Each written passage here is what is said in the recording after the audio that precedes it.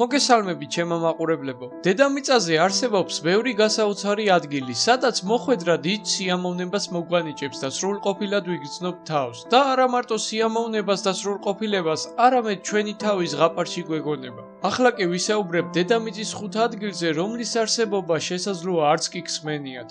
ნომერი პირველი მთა გრინელი, მონტანა, ამერიკის შეერთებული შტატები.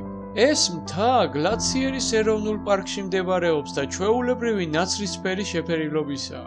ეს სურათი ფოტოგრაფმა ჰარი ლიჩმენმა გადაიღო მზის ამოსვლის დროს. როცა მისმა სხივებმა ეს მთა გაანათეს, თავიდან ისე ჩანდა თითქოს მთა იწვოდა. როგორც ჩანს, გლაციერის ეროვნული პარკი გარკვეულწილად ჯადოსნური მიწასავითაა.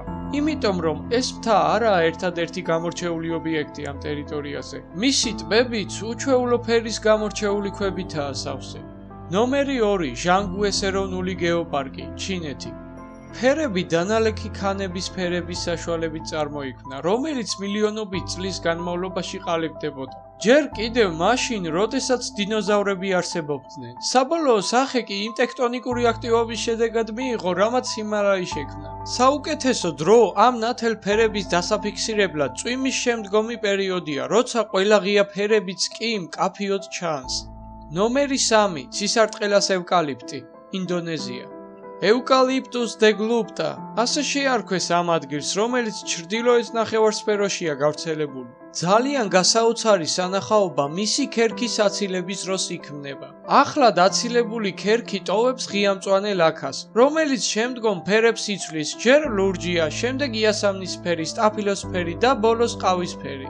ამ ხეების პლანტაციებს ხშირად აშენებენ, რათა შემდგომ ისინი თეთრი ქაღალდების წარმოებლად გამოიყენონ.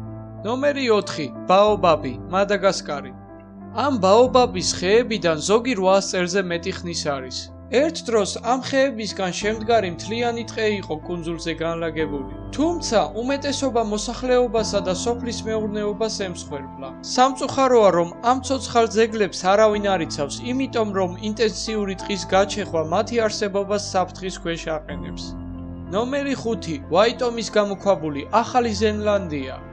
ვაიტომის გამოქვაბული ახალი ზელანდიის ჩრდილოეთ ნაწილში მდებარეობს და მანათობელი მწერების ერთ-ერთი სახეობითაა დასახლებული, რომელსაც ეწოდება არაჩნოკამპალუმიოსა. მანათობელი მწერების გამოქვაბული 1887 წელს აღმოაჩინეს. მაორელმა ტეინ ტიორაუმ და ინგლისელმა მკვლევარმა ფრედ მეისმა. წყვილი ჩირაღდნით მიიკვლევდა გზას, როცა უცებ გამოქვაბულის იმ ნაწილს წააწყდნენ, რომელიც ღამე ცასავით ანათებდა. ეს გასაოცარი სანახაობა შეგვიძლია რომელიმე ტურზე ვიხილოთ.